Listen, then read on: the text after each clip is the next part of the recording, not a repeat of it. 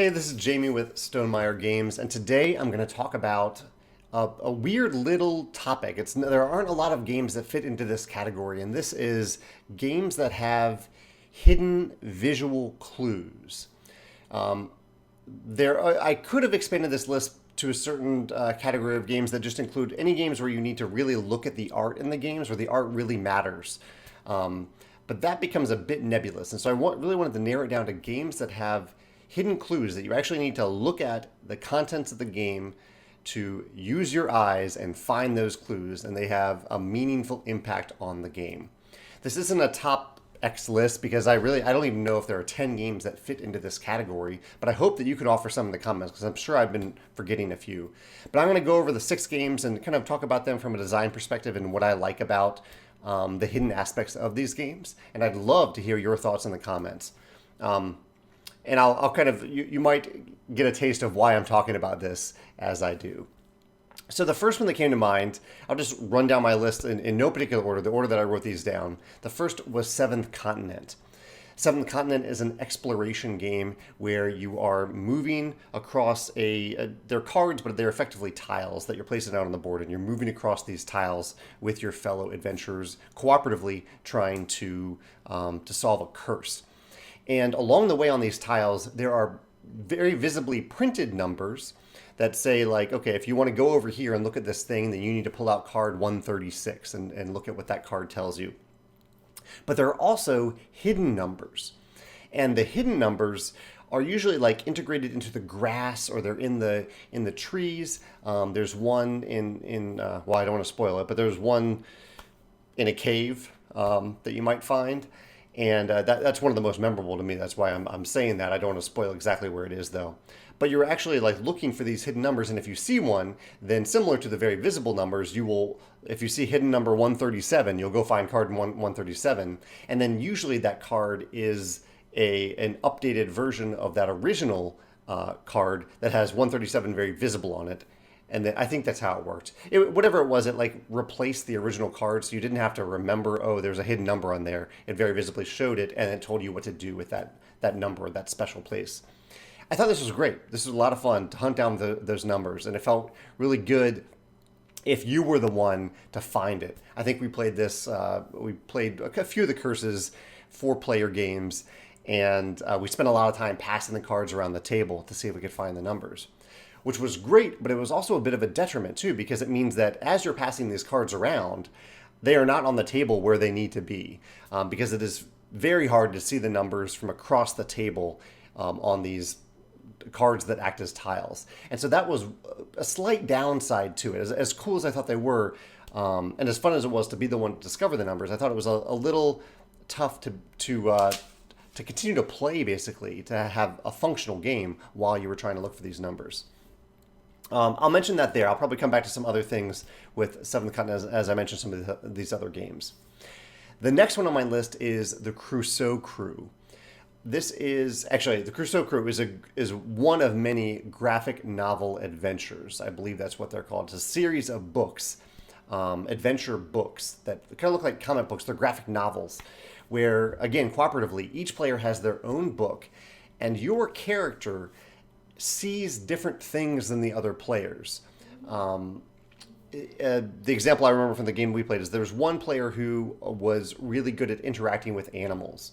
And so in their book, even though they're at the same location that I am, looking at the same scene, they might have a little animal there that maybe I don't even notice because my character doesn't care about animals. They might be able to see an animal and be able to interact with that animal somehow. And so it's really important for all players to use their eyes, their actual eyes, and also see through their character's lens, their special character's lens, to see what's on the pages of their book, because no one else is seeing their book. You're only seeing the book that's in your hands. And I thought that was really, really cool, that it was a physical manifestation of your character's special abilities. And really, I don't know if there was a big downside to it. Not all these will have a downside because it worked really well. It was really cool. And it added to cooperation too, because it meant that as we were walking around, we would kind of remind each other of our abilities. One of us was taller, I think, and we would say, okay, I know you're taller. I can't see over this fence. Can you see anything because you are taller? and stuff like that. That I thought worked really well. It's an impressive amount of art that they need to make these games, these graphic novel adventures. I am endlessly impressed by the amount of art that they've made and the clarity in the art. It is very clear when you're looking at something that's a little different than what the other players are seeing. The only downside, I would say, I'll throw in a downside here, is because you can't see what the other players are seeing, you might miss something pretty important, and no one can really help you with that. They can try to help you with it and say, hey, I'm pretty sure there's got to be something here that we're missing. Can anyone see it? But if they can't see your book, so they can't really help. The other slight downside is I think you can play this game with fewer than 4 players. I don't know if I'd want to, but because it's possible, you might have a book that's just not in play if I'm playing a 3-player game. And so we may know, hey, there's probably a cool animal here, but the animal character isn't in play, and so we can't do anything with that. I don't know if that's necessarily all that bad, but I really like how they had these hidden clues in the graphic novel adventures, specifically the Crusoe Crew, which was the one I played. Time Stories is the third game on my list, and this is probably the weakest example here, because in Time Stories, the art, well, actually, no, it isn't, and that's for a reason. Because in Time Stories, the art really matters. Time Stories is another cooperative game. Are all these cooperative? Yeah, all these are cooperative. I guess they don't want to give advantages, and maybe it doesn't work in a competitive game. You give someone an advantage over another player to see something that someone else isn't seeing. But in Time Stories, you are characters that are basically walking into situations or rooms, and you all go your different ways in this room to decide what you want to inspect more closely. But there's 2 kind of levels of what you're looking at in this room. So when you walk into a room, say it's not always a room, but it's a situation, a place, you'll put the cards out in front of you on the table to form a panorama. And as a group, you'll look at those cards and you'll say, okay, I see what's going on there. I see what's going on there. I'm pretty good at fighting. It looks like there's an aggressive military guy at this location, guy or girl. I'll go there and I'll deal with it. You don't really know what's going to happen there, but you are collaborating and working together with players and deciding what you think is best. I really like that. The one slight downside there is that the game, in addition to having that art, it also comes with every time you open a new scene, there's a description of that scene. And as I'm saying this, I'm wondering if maybe we should just not read that sometimes.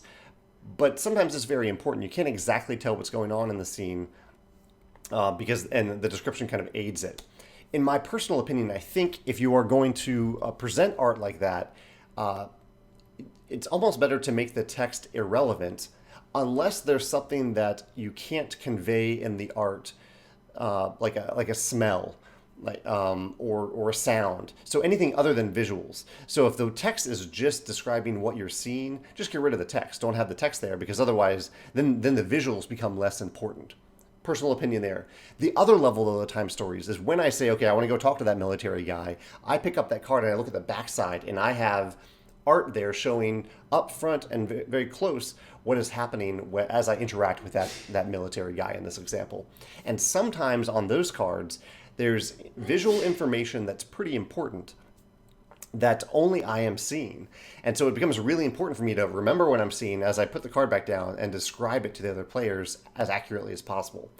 It doesn't always matter. The art doesn't always matter in Time Stories on the back of the cards, but there are instances where it's very important. Again, this is a pro and a con because of the importance of that art. There are times in Time Stories that we've encountered this in my group where someone sees something pretty important, and maybe even multiple people look at a card and miss something. Or one person looks at a card and just doesn't even mention the art. Maybe they didn't think to look very closely at the art, but there's something really important in it. In fact, this happens for sure in the first scenario of Time Stories. If you don't pay attention to the art early in that game, you will miss something incredibly important. And so that's awesome. It's a meaning. The art has meaning in it, plenty of meaning. But it also means that you might miss something really important. The fourth game on my list is Unlock, and I'll also include the Exit series and really any escape room in a box type game. These often have a lot of visual clues that you're looking at. And again, in Unlock, it uses kind of the seventh continent system of hidden numbers. So I think that system is great. It's very intuitive, very clear as to if you see a hidden number, then you know what to do with that number. You go to that card. The downside there is that in real life, when you're looking around a room, maybe looking for a clue in a room, there aren't hidden numbers that you can use. And so it is an abstraction of actually using your eyes. You're using your eyes to spot numbers instead of using your eyes to look at the actual art and gain value from the art that's there. So another way of putting this would be if you, instead of unlock, you have a number 7 hidden on a floorboard. Instead, in a video game, and in fact, a video game might do this, a video game might just have a floorboard that looks loose, a little loose floorboard. And so instead of looking for a hidden number, you are looking for a floorboard that's out of place. Zelda Breath of the Wild does this really well. It has lots of things that look just a little out of place, and so you might nudge a rock back into place and get a special bonus from doing so. So I think that system works well in tabletop form because there aren't many ways around it. There is a way around it, but there aren't many ways around it. But it is also a little bit of an abstraction that takes away, I think, from the value of the art itself. And that brings me to the last example, which moves away from art a little bit, but in a really clever way, and that is Sherlock Holmes Consulting Detective. In this cooperative game, they do something brilliant, which is they give you a newspaper. And so every day, or every time you go to solve a mystery in Sherlock Holmes, you have a newspaper for that day or the day before that that has a bunch of stuff in it. It reads like a newspaper of that time, where there are ads, there's news, there's maybe even sports scores and things like that. Sometimes there's a picture, and you don't know which of that information is important. A lot of it is relevant to the case. Some of it is really important, and other information is just kind of important. Some of it may not have anything to do with the current case. It might even refer to a case in the future. And so it is awesome in Sherlock Holmes to have that newspaper, to pass around the table, take turns, kind of just reading over different parts of it to see if you can find any information that's really helpful. And while it's not art, while it's not visual like these other examples, it's an element of the game that feels very real. It's not an abstraction. It is an actual newspaper with real clues built into it. And they're not like hidden numbers that you're looking for. It's actual text that you're reading that's giving you important clues. And now that I'm saying this, I believe that there's another game, Detective, I think is the name of it, from Portal Games that does something like this. And Tainted Grail actually is another game that I think does something similar to Seventh Continent, where it has hidden clues in it. Although I'm not exactly sure how Tainted Grail uses hidden clues. I haven't played that one. But I love the Sherlock Holmes system, where you're reading something and gaining value from it, and it's a nice little artifact to pass around the table so different players can take different turns with it. Which I guess is the only downside of it, that only one player at a time can have the newspaper. But it works for Sherlock Holmes. You know, it's a lot of reading, and so if all players are just reading this newspaper, then you're not actually interacting with each other and trying to solve the mystery. Let's see. I'm looking at the design discussion elements of this that I haven't quite covered yet. So the one thing here that I haven't really mentioned is, well, I've talked about it a little bit, is the confirmation, the ability to confirm and move forward mechanically after you've spotted something important. So I use the example of the hidden number on a floorboard versus an actual loose floorboard that you can interact with. And this is the problem with tabletop games. Like in a digital game, you could go over and like click on that floorboard, and something might happen in the game. The floorboard might lift up, or it might give you an option to try to pry it up. In a tabletop game, you can't really tell the player that there's something to interact with unless you directly tell them, and then you've removed the visual element from it. Now, I think I found a way around that, and I'm curious if any other games do this.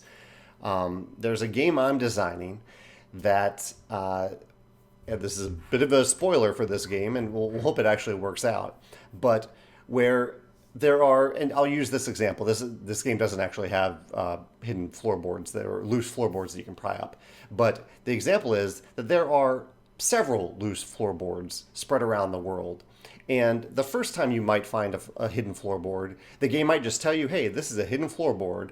Here's how you interact with it. Whenever you find a hidden floorboard, do this thing. And actually, Seventh Continent does do this. So I want to give them credit for this. I'll come back to that in a second. And so basically from then on, you don't need a number on the hidden floorboard. You just have clear and consistent art of what a hidden floorboard looks like, a loose floorboard looks like. And whenever you find it from then on, you know, okay, we have this card that says, whenever you find a hidden floorboard, this is how you interact with it. This is what you can do with it. And Seventh Continent actually does this. I should have given them more credit for this.